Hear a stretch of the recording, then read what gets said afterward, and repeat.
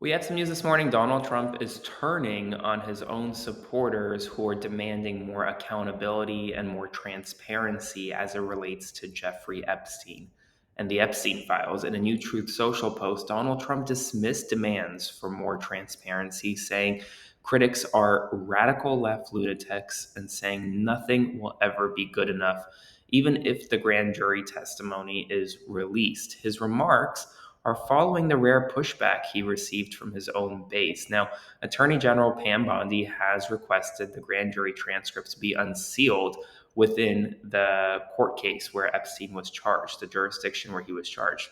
But I'll tell you this, I'm an attorney, and unsealing grand jury records is nearly impossible. Just because an attorney general of the United States or any prosecutor asks a federal court to do so does not mean it has to happen, and it certainly doesn't mean it's going to happen right away.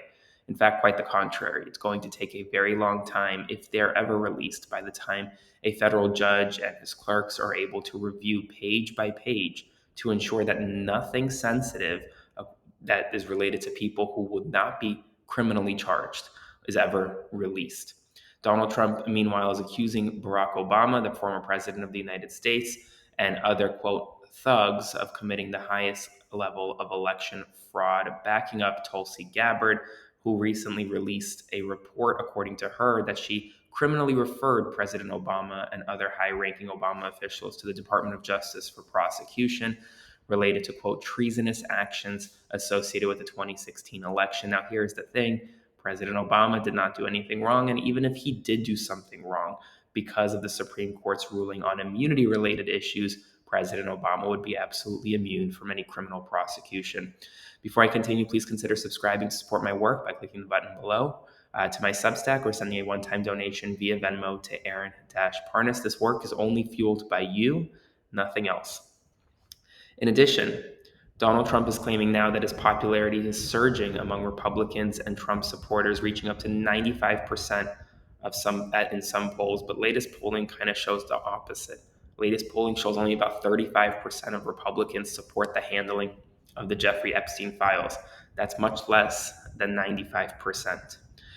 Moving to ICE and immigration, because that's the bigger news story in a lot of ways. ICE Acting Director Todd Lyons has confirmed that agents can wear masks during arrest to protect their safety, despite concerns that it could enable impersonation.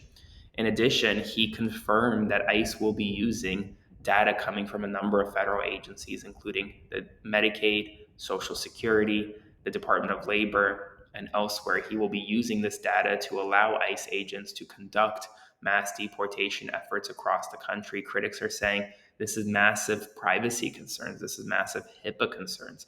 This data should be protected from ever becoming into the hands of ICE officials. And the Trump administration, bolstered by the $45 billion GOP-funded budget increase for ICE specifically, is rapidly constructing temporary migrant detention camps to expand capacity from just about 40,000, which is where they're at now, to about 100,000 by year's end.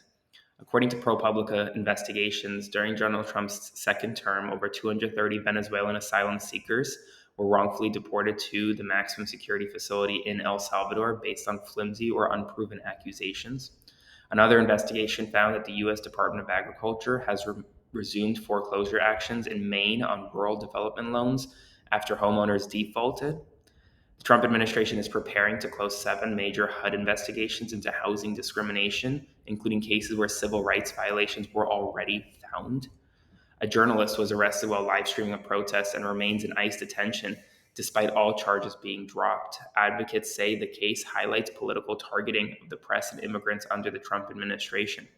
Trump and officials around him are growing alarmed over Israeli Prime Minister Benjamin Netanyahu's increasing military strikes in Syria, with several calling him, quote, out of control. Trump's EPA is eliminating its research and development office and laying off more than 3,700 staff members. And then I have some good news below.